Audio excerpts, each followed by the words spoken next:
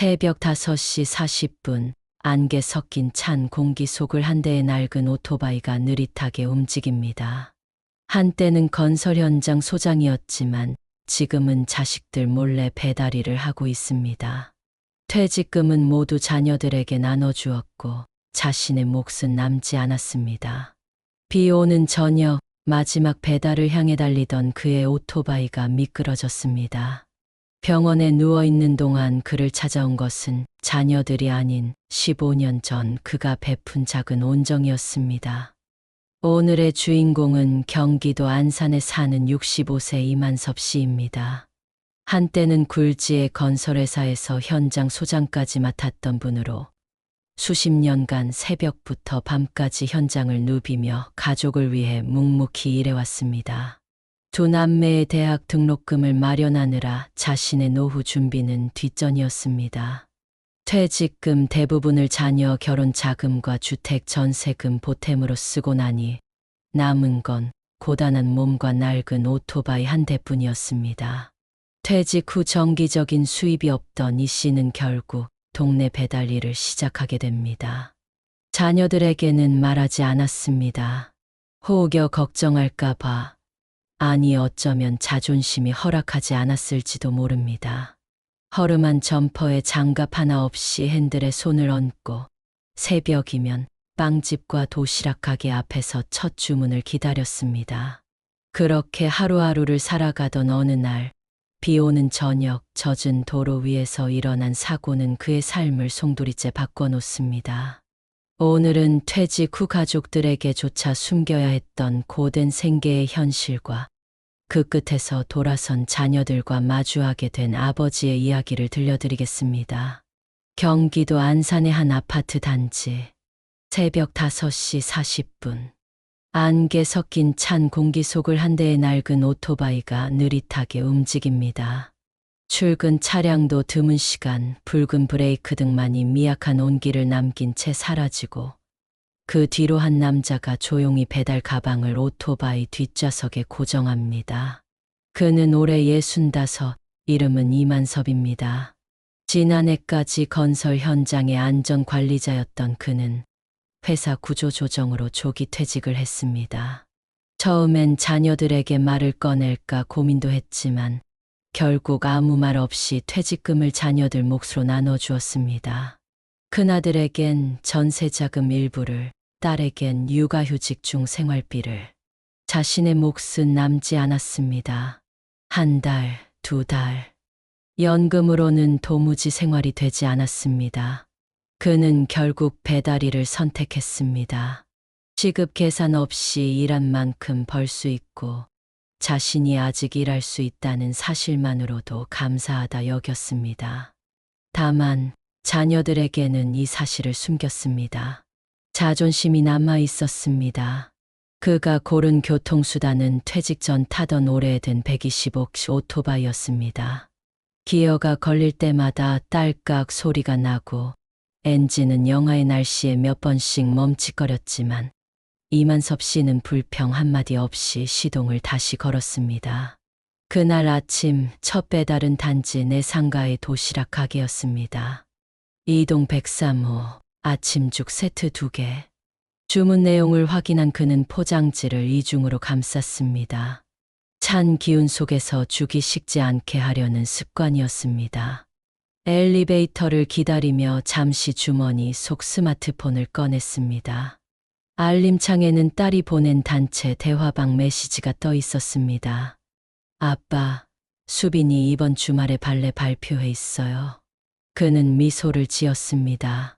잠시 손가락을 멈췄다가 그래, 꼭 할게라는 짧은 문자를 남기고는 다시 헬멧을 썼습니다.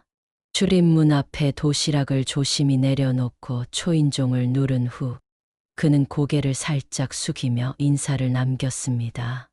좋은 하루 되십시오. 배달 하나를 끝내고 돌아오는 길, 골목 어귀의 작은 장난감 가게가 눈에 들어왔습니다. 그는 바이크를 세우고 잠시 안을 들여다보았습니다. 작은 손가락만한 인형들이 진열돼 줄지어 서 있었고 벽 한쪽엔 알록달록한 머리핀 세트가 진열돼 있었습니다. 그는 가게 주인에게 다가가 조심스럽게 물었습니다. 이거 초등학교 1학년 아이가 좋아할까요? 주인은 밝게 웃으며 그럼요. 인기 많아요라며 머리핀을 건넸습니다. 작은 종이봉투를 조심스레 배달 가방 맨 안쪽에 넣고 그는 다시 바이크에 올랐습니다. 점심이 지나고 오후 3시. 그는 작은 편의점 옆 의자에 앉아 컵라면을 불리고 있었습니다. 목에 걸친 수건은 땀으로 젖었고 무릎에는 낡은 무릎 보호대가 얇게 감겨 있었습니다. 주변을 둘러보면 20대 후반에서 30대 초반의 배달 기사들만 보였고 그의 존재는 마치 타임머신에서 떨어진 사람처럼 외로워 보였습니다. 그는 묵묵히 국물을 마시며 하늘을 올려다보았습니다. 구름이 천천히 흐르고 있었고 그 사이 햇살이 조금 비치고 있었습니다. 오늘은 생각보다 따뜻하네. 그 말은 입 밖으로는 나오지 않았습니다. 다만 그의 얼굴에 짧은 미소가 스쳤습니다. 해가 지고 주황색 가로등이 하나둘 켜질 무렵 그는 오늘 마지막 배달을 위해 상가 쪽으로 향했습니다. 비가 조금씩 내리기 시작했고 오토바이 위로 떨어지는 빗방울이 그의 헬멧에 작은 소리를 냈습니다. 방수 점퍼 하나 없이 그대로 비를 맞으며 달리는 모습은 어딘가 위태로워 보였습니다. 그러나 그의 등은 단단했습니다. 아직 버틸 수 있다는, 아직 해낼 수 있다는 그 믿음 하나로. 이날 밤 그의 배달 어플에는 새로운 주문 일건이 떴습니다. 시간은 저녁 7시 32분. 비는 더 거세졌고 도로 위는 미끄러워지고 있었습니다. 그는 방수 커버 없이 스마트폰을 확인하고 엔진 시동을 다시 걸었습니다. 그 누구도 이날의 배달이 그의 인생을 바꾸게 될 것이라는 사실을 알지 못했습니다. 새벽이 지나고 아침 해가 떠오르면 이만섭 씨는 가끔 거실 한편에 놓인 낡은 서랍장을 천천히 열어봅니다. 그곳엔 오래된 사진들이 한 무더기씩 종이봉투에 나뉘어 담겨 있습니다. 모서리가 달아해진 흑백 사진 속엔 젊은 날의 그가 있습니다. 작업복 차림에 하얗게 일어나는 먼지투성이의 헬멧, 손엔 줄자를 들고 있는 모습. 그는 1980년대 중반 고졸 출신으로 건설 현장 막노동부터 시작했습니다. 땀 흘리며 일할 줄만 알았던 청년은 그 누구보다 성실했고 누구보다 조용히 자신의 몫을 해냈습니다. 출근길엔 도시락 2개를 들고 다녔고 점심시간엔 그중 하나를 양보해 후배에게 건네곤 했습니다. 당시엔 모른 채 지나간 장면들이었지만 이만섭 씨에게는 하나하나가 선명한 기억이었습니다. 결혼 후 2 자녀가 태어나면서 그의 삶은 더욱 무게를 더해갔습니다. 첫째 아들이 태어났을 땐 새벽 3시에 현장 사무실을 나와 택시를 잡고 병원으로 달려갔습니다. 둘째 딸이 유치원에 들어갈 즈음 허리 디스크 판정을 받았지만 일주일도 쉬지 않았습니다. 그가 쉬면 아이들의 학원비가 빠듯해질까 두려웠기 때문이었습니다. 당시엔 카드 한 장 없이 통장에 얼마 남았는지를 메모지로 계산하며 살았습니다. 주머니 속엔 늘 동전이 있었고 그 동전들로 아이들에게 붕어빵을 사다 주던 겨울이 있었습니다. 아내는 참 아끼는 사람이었습니다. 말수가 적고 손재주가 좋았으며 아이들이 아플 때면 한밤중에도 약을 다려주던 사람이었습니다. 그러나 몇 해 전 위암 3기 판정을 받고 2년도 채 되지 않아 세상을 떠났습니다. 그녀의 부재는 이만섭 씨에게 말로 할 수 없는 구멍을 남겼습니다. 이제는 웃으며 함께 식탁을 마주하던 사람도 걱정을 나눌 대상도 없었습니다. 퇴직 무렵 그는 회사 내 인사팀에서 자주 불려다녔습니다. 사무직 정년은 유지되었지만 현장직은 더 이상 필요하지 않다는 통보였습니다. 긴 시간 함께한 동료들 중 절반이 짐을 쌌고 그 역시 같은 선택을 받았습니다. 정식 정년을 2년 남기고 조기 퇴직을 하게 된 날 그는 아무 말 없이 사직서를 내밀었습니다. 그리고 그날 저녁 고요한 거실에서 홀로 밥을 먹었습니다. 퇴직금은 생각보다 많지 않았습니다. 자녀들에겐 당장 필요한 돈이 보였고 그는 계산 없이 모두 나눠주었습니다. 큰아들 수진 씨는 당시 이직 준비로 서울 전세 보증금이 필요했고 딸 선아 씨는 육아휴직 중이라 생활비가 부족하다고 했습니다.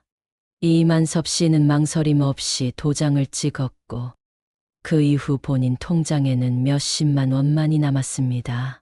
그는 단 한 번도 되돌려달라는 말을 꺼낸 적이 없었습니다. 이후 매달 들어오는 국민연금은 68만 원. 관리비와 공과금을 제하면 남는 것은 얼마 되지 않았습니다. 하루 세 끼를 맞추기 어려운 적도 있었고 전기장판에 의존해 겨울을 버티기도 했습니다. 그럼에도 그는 자녀들에게 잘 지낸다, 걱정 말아라는 말만 반복했습니다. 그러던 어느 날 우연히 동네 커뮤니티에서 배달 일을 찾았습니다. 나이 제한이 없어 문의했고 면접은 따로 없었습니다. 오토바이가 있고 스마트폰 앱을 쓸 줄만 안다면 누구나 할 수 있는 일이었습니다. 그 길로 그는 다시 새벽을 살아가기 시작했습니다. 스마트폰 화면 속 배달 앱은 하루에도 수십 번 알람을 울렸습니다. 그는 무거운 배달 가방을 등에 메고 단지를 오르내렸고 어떤 날은 땀에 젖은 셔츠를 입은 채 비를 맞기도 했습니다. 가끔은 엘리베이터 없이 계단을 오르내리며 무릎 통증을 참아야 했고 어떤 날은 주차된 차량 사이로 배달 오토바이를 간신히 끌고 나와야 했습니다. 하지만 그는 일할 수 있다는 사실 자체가 감사하다고 스스로를 다독였습니다. 몸은 힘들었지만 적어도 자녀들에게 손을 벌리지 않아도 된다는 생각이 그를 지탱해 주었습니다. 그러나 그가 몰랐던 것은 시간이 지날수록 몸은 점점 더 말을 듣지 않게 된다는 사실이었습니다. 계단 오르내릴 때마다 삐걱이는 무릎, 시린 손가락, 그리고 종종 잊히는 핀번호와 배달 주소. 육체보다 더 무서운 건 노화라는 이름의 침묵이었습니다. 그는 어느 순간 하루의 절반을 침묵 속에서 보내고 있다는 걸 깨달았습니다. 말을 하지 않아도 되는 일, 누구도 말을 걸지 않는 공간. 그 고요함이 익숙하면서도 아프게 다가오고 있었습니다. 그리고 그날 밤, 그에게 평생을 바쳐 지켜온 몸과 마음을 시험할 일이 일어나게 됩니다. 그 누구도 예상하지 못했던 일, 그 어떤 보험도 책임질 수 없는 순간, 회색 구름이 잔뜩 드리운 저녁 하늘 아래 비는 예고 없이 쏟아지기 시작하였습니다. 비닐을 어깨에 두른 이만섭 씨는 이미 속옷까지 젖은 상태였습니다. 퇴근길 차량과 오토바이, 택시가 복잡하게 얽힌 교차로에서 스마트폰이 떨리듯 진동하였고 그는 이를 확인하였습니다. 주문은 5단지 301동. 한우곰탕 2인분과 추가 반찬이 포함된 배달이었습니다. 그는 반사적으로 손에 쥔 헬멧을 고쳐 쓰고 오토바이 시동을 다시 걸었습니다. 비닐로 간신히 덮은 배달 가방 안에서 음식이 흔들리는 기척이 느껴졌고 비는 더욱 세차게 쏟아지고 있었습니다. 도로 위엔 반사된 가로등 불빛이 물결처럼 흔들리고 있었습니다. 아스팔트는 물기를 머금고 있었고 커브 구간은 이미 진흙과 낙엽으로 덮여 미끄러웠습니다. 이만섭 씨는 핸들을 더욱 조심스럽게 쥐었고 자세를 낮춘 채 코너에 진입하였습니다. 그러나 순간 눈앞에 놓인 금속 맨홀 뚜껑 위로 타이어가 올라가면서 오토바이의 뒷바퀴가 중심을 잃고 미끄러졌습니다. 순식간에 오토바이는 옆으로 넘어졌고 그의 몸은 도로 위로 튕겨나갔습니다. 헬멧은 도로에 부딪히며 벗겨졌고 빗물이 튀어오르며 도로 위로 번졌습니다. 그의 몸은 둔탁한 소리와 함께 바닥에 구르고 오른다리는 비정상적인 각도로 꺾인 채 멈춰 있었습니다. 주변에는 그를 부르는 목소리도 없었고 지나가는 차량들은 그를 인지하지 못한 채 지나쳐갔습니다. 한참이 지난 후 근처에 정차한 차량 한 대가 멈춰섰고 조심스레 내린 행인이 가까이 다가왔습니다. 그는 이미 의식을 잃은 상태였습니다. 비는 여전히 쏟아졌고 그의 몸은 도로 위에 고요히 누워 있었습니다. 119구급 차는 약 15분 후에야 도착하였습니다. 젖은 옷은 그대로 체온을 빼앗고 있었고 구급대원들은 그를 조심스럽게 들것에 눕힌 후 응급차에 실었습니다. 의식은 들었으나 말은 제대로 나오지 않았고 고통은 얼굴에 그대로 드러나 있었습니다. 엑스레이와 CT 촬영을 거친 후 의사들은 대퇴부 골절, 손목 골절 의심, 가슴 부위 타박상을 진단하였습니다. 병실은 인공조명 아래 말없이 정리되어 있었고 그가 누운 침대는 커다란 창문 옆에 배치되어 있었습니다. 방문은 조용히 닫혀 있었고 그의 몸엔 두툼한 깁스가 감겨 있었습니다. 식지 않은 죽이 식탁 위에 올려져 있었고 물컵 옆에는 아무도 손대지 않은 물티슈 한 장이 펼쳐져 있었습니다. 그는 한 손으로 휴대폰을 꺼내어 자녀들에게 병원에 입원하게 되었다는 사실을 문자로 전달하였습니다. 그러나 도착한 답변은 없었고 몇 시간이 지나서야 딸의 짧은 메시지가 도착하였습니다. 그 메시지는 위로라기보다는 사정 설명에 가까웠습니다. 그날 밤 그는 말없이 휴대폰을 침대 옆에 내려놓고 눈을 감았습니다. 창밖에선 비가 여전히 내리고 있었고 병실은 무겁고도 정적인 침묵에 잠겨 있었습니다. 식판은 그대로 식어가고 있었고 시계 초침 소리만이 시간의 흐름을 알리고 있었습니다. 며칠이 흐른 후 담당 의료진은 장기 입원이 불가피하다는 소견을 전하였습니다. 보호자 서명을 요청받았으나 그는 끝내 누군가를 호출하지 않았습니다. 병원 복도는 조용했고 방문은 오직 간호사와 의료진만이 드나들 뿐이었습니다. 그리고 어느 날 병실 문이 조심스레 열렸고 젊은 남성이 들어와 조용히 침대 주변을 정리하기 시작하였습니다. 그는 말이 없었고 행동은 조심스러웠습니다. 그의 손길에는 익숙함과 섬세함이 깃들어 있었고 침구를 다듬는 손등엔 희미한 떨림이 있었습니다. 그 젊은 간병인은 식사 시간마다 식판을 조용히 놓고 물컵의 위치를 매번 일정하게 정리해 두었습니다. 어느 날은 침대 시트를 교체하며 미세하게 고개를 숙였고 그 순간 그의 눈가에 맺힌 습기를 훔치는 모습이 보였습니다. 이만섭 씨는 그때까지 그가 누구인지 왜 그토록 자신에게 정성스레 대하는지 알지 못했습니다. 그러나 머지않아 그 젊은 간병인의 정체가 그의 인생에서 한때 스쳐 지나갔던 누군가였다는 사실이 드러나게 됩니다. 이제 조용히 닫힌 병실 문 뒤에서 예상치 못한 과거와 감동의 시작이 서서히 다가오고 있었습니다. 창문 밖에선 겨울비가 흐느끼듯 내리고 있었습니다. 잿빛 병동의 복도는 고요했고 침대에 누운 이만섭 씨는 천장 너머 하얀 빛을 묵묵히 바라보고 있었습니다. 깁스가 감긴 다리는 고정용 기구에 들어 올려져 있었고 손목에는 붕대와 파스의 흔적이 겹겹이 남아 있었습니다.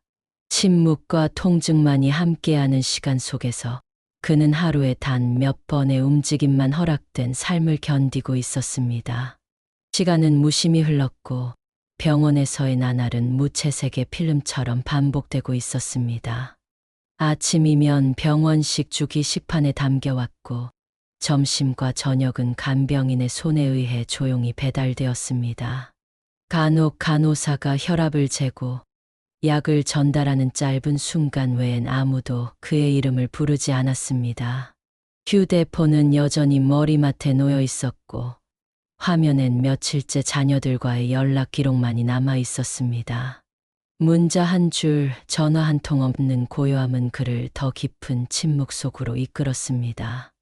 큰아들 수진 씨는 이미 이틀 전 메시지를 읽고도 답하지 않았고 딸 선아 씨는 곧 다시 연락드릴게요라는 마지막 문자를 남긴 뒤 침묵했습니다. 그는 자녀들이 바쁠 것이라 이해하려 했지만 마음 깊은 곳에 서운함이 점점 무게를 더하고 있었습니다.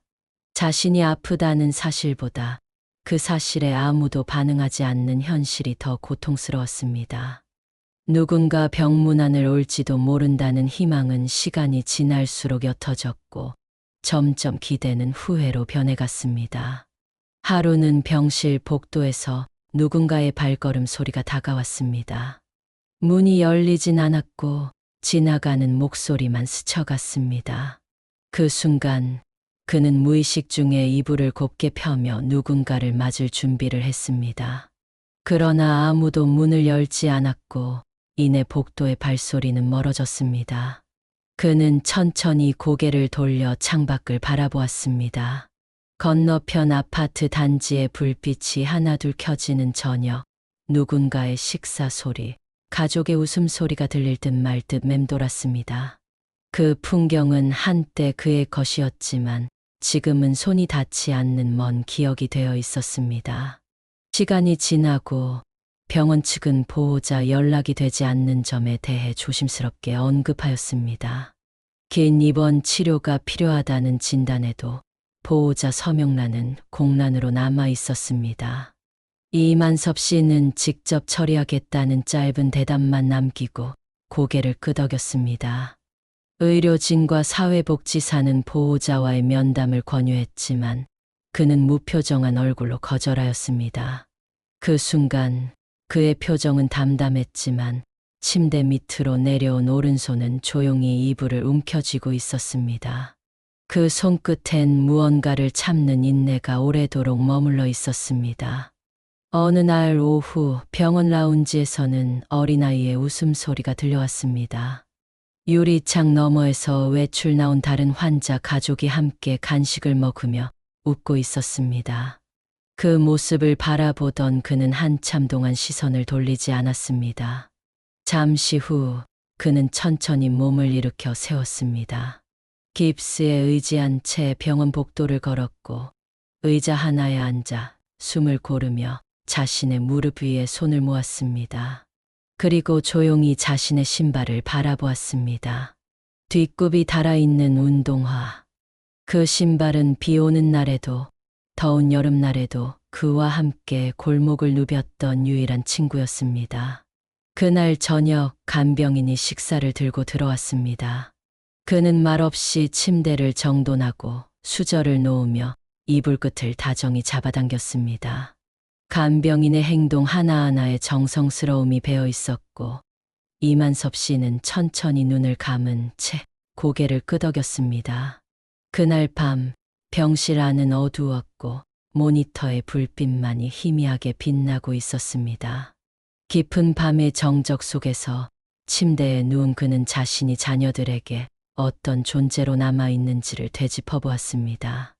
희생과 헌신으로 채웠던 지난 세월이 단 하나의 문병조차 받지 못하는 지금 이 순간 앞에 얼마나 무력한지를 깨달아야 했습니다. 그러나 그가 아직 알지 못한 것이 하나 있었습니다. 이 병실 한편에 조용히 서 있는 한 사람이 그가 오래전에 스쳐 지나간 인연의 씨앗이라는 사실, 그리고 곧 그 인연이 고요한 절망 속에서 묵직한 온기로 돌아오게 됩니다. 병원 복도에는 점점 겨울 냄새가 짙어지고 있었습니다.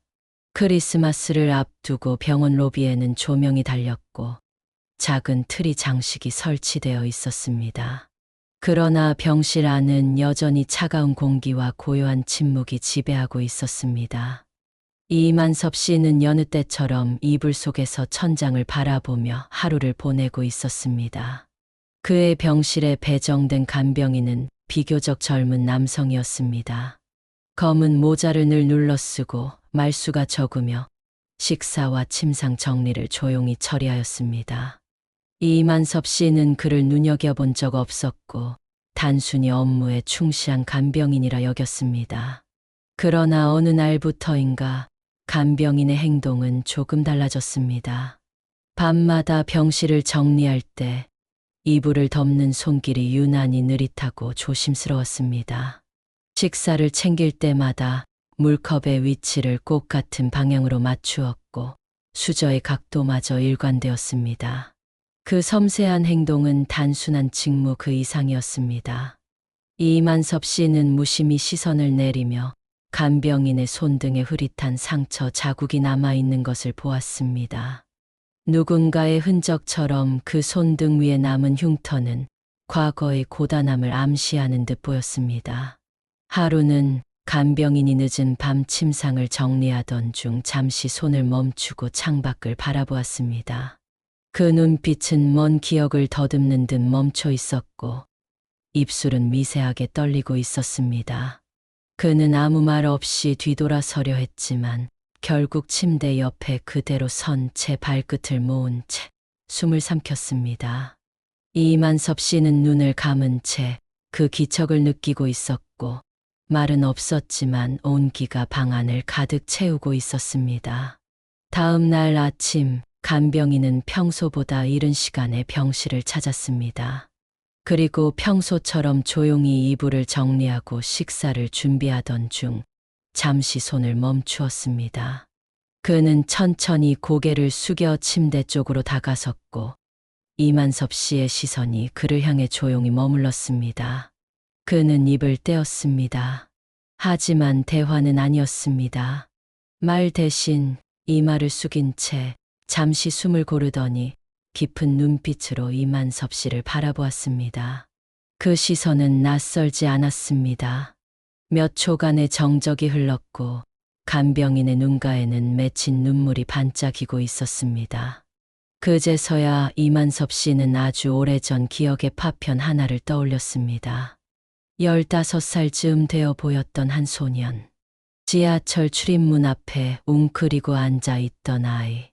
허름한 교복과 찢어진 운동화를 신었던 그 아이에게 그는 따뜻한 어묵 국물 한 봉지를 건넨 기억이 있었습니다. 춥지 않니? 라는 말 대신 그는 묻지 않고 조용히 옆에 앉았고 아이는 묵묵히 국물을 마셨습니다. 그날 그는 출근길을 포기하고 아이를 근처 분식집으로 데려가 따뜻한 식사를 함께하였습니다. 그리고 주머니에서 3만 원짜리 지폐 한 장을 꺼내 이걸로 따뜻하게 지내라는 말 없이 자리를 떠났습니다. 그날의 기억은 오래도록 머릿속에서 잊혔지만 누군가에겐 삶을 바꾸는 순간이었습니다. 눈물 맺힌 간병인의 시선은 그 장면과 닮아 있었습니다. 그는 이만섭 씨를 조심스럽게 바라보다가 천천히 머리를 숙였습니다. 그 어떤 말보다 묵직한 그 동작 하나가 그가 누구인지를 설명하고 있었습니다. 그는 그날 도움을 받았던 소년이었습니다. 거칠었던 유년기, 외면받던 세상 속에서 처음으로 따뜻한 온기를 느꼈던 바로 그날의 아이. 그 온기를 잊지 않고 자라 지금 이 자리에서 다시 은혜를 갚고자 돌아온 사람이었습니다. 그날 이후 병실의 공기는 달라졌습니다. 아무 말 없이 이불을 덮는 손길에는 더욱 조심스러운 다정함이 스며 있었고 식사 시간엔 죽 한 그릇 옆에 작은 과일이 놓이기 시작했습니다. 외로움으로 가득했던 병실에 누군가의 진심이 서서히 스며들고 있었습니다. 그 진심은 혈연보다도 깊었고 피보다 더 뜨거운 인연이 되어 이만섭 씨의 얼어붙은 마음을 서서히 녹이고 있었습니다.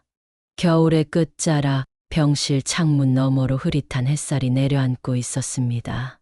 가늘고 길게 늘어진 빗줄기는 깁스가 감긴 다리 위로 내려왔고 공기 중엔 봄의 기척이 서서히 감돌고 있었습니다. 이만섭 씨는 여느 때처럼 침대에 반쯤 기대어 앉아 있었습니다. 깊은 고요 속 병원에서의 나날은 어느덧 2달을 넘어섰습니다.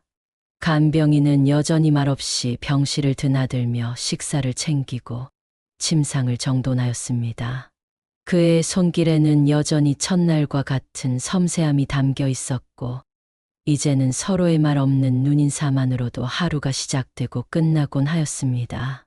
그리고 어느 날 조용했던 병실의 분위기는 뜻밖의 인물로 인해 흔들리기 시작하였습니다. 문이 열리고 익숙한 듯 낯선 발걸음 소리가 병실 안으로 들어왔습니다. 바로 큰아들 수진 씨였습니다. 넥타이를 느슨하게 맨 채 손엔 과일 바구니 하나를 들고 있었습니다. 그의 얼굴엔 망설임이 깃들어 있었고 시선은 침대가 아닌 바닥에 향해 있었습니다. 뒤이어 딸 선아 씨도 병실로 들어섰습니다. 자녀 둘은 서로 눈치를 보며 침대 앞에서 말없이 서 있었습니다. 그들이 처음 아버지의 입원 소식을 들은 날로부터 이미 한 달이 넘는 시간이 흐른 뒤였습니다. 이만섭 씨는 놀란 기색 없이 고개를 천천히 들었고 시선은 창밖을 바라보는 듯 멀리 향해 있었습니다. 그는 아무 말 없이 침대 끝에 놓인 작은 의자 두 개를 바라보았습니다. 그 의자에는 자녀들이 앉았습니다. 방 안엔 오랜 침묵이 흘렀습니다. 말을 먼저 꺼내는 이도 눈을 마주치는 이도 없었습니다. 그저 그들 사이엔 감정의 공백만이 놓여 있었습니다. 하지만 이내 딸의 무릎 위에 놓인 손이 미세하게 떨렸고 그 손끝에서 진심이 전해지기 시작했습니다. 딸은 작게 고개를 숙였고 이내 자리를 떠났습니다. 아들은 병실에 남아 몇 분을 더 머물렀지만 끝내 제대로 된 대화는 없었습니다. 그 방문은 짧았지만 그들 모두에게 긴 여운을 남겼습니다. 며칠 뒤 한 지역 온라인 커뮤니티에 한 게시물이 올라왔습니다. 비 오는 날 사고당한 배달노인 그리고 그 곁을 지키는 청년 간병인의 사연. 글에는 이만섭 씨의 사진과 함께 과거 선행에 대한 이야기, 그리고 그 선행이 다시 누군가의 삶을 바꿨다는 내용이 담겨 있었습니다. 이 사연은 빠르게 퍼졌고 지역 신문과 SNS, 복지센터를 통해 많은 사람들에게 알려졌습니다. 병원으로는 익명의 기부가 도착하였고 복지기관에서는 향후 재활치료를 위한 지원을 약속했습니다. 그의 병실에는 작은 책상 하나가 추가로 배치되었고 그 위엔 손편지들과 응원의 글이 수북이 쌓이기 시작했습니다. 그를 기억하는 사람들이 다시금 나타났고 오랜 침묵 끝에 따뜻한 말들이 그의 공간을 채우기 시작했습니다. 봄이 되자 이만섭 씨는 조심스럽게 병원 복도를 걸었습니다. 깁스는 풀렸고 보조기를 착용한 채 한 발씩 내디뎠습니다. 간병인의 손이 그의 팔을 조심스레 받쳐주었고 그들의 걸음은 짧지만 단단했습니다. 그리고 몇 주 뒤 그는 병원에서 퇴원하였습니다. 기자들과 복지사들이 그를 배웅했지만 그는 조용히 고개를 숙인 채 병원 문을 나섰습니다. 그가 향한 곳은 과거 배달을 하던 아파트 단지가 아니었습니다. 그는 요양보호사 교육센터의 문을 조용히 열었습니다. 자신처럼 누군가를 돌보는 일, 몸이 아닌 마음을 안아주는 그 일을 배우고 싶었습니다. 그는 말없이 교실 한편에 앉아 강사의 말을 경청하였습니다. 노트를 꺼내 메모를 하고 고개를 끄덕이며 규안을 넘겼습니다. 누군가는 그를 인생 이막을 연 어르신이라 불렀고 누군가는 진짜 강한 사람이라 불렀습니다. 하지만 그는 그저 자신이 다시 걸을 수 있음에 감사했고 마음이 다시 누군가를 향해 열릴 수 있음을 조용히 받아들였습니다. 그리고 어느 날 강의가 끝난 오후 그는 조용히 교실 창밖을 바라보다가 햇살 속에서 미소 지었습니다. 그의 인생은 끝나지 않았습니다. 지금 이 순간에도 누군가에게 다가가기 위한 한 걸음을 내딛고 있었습니다.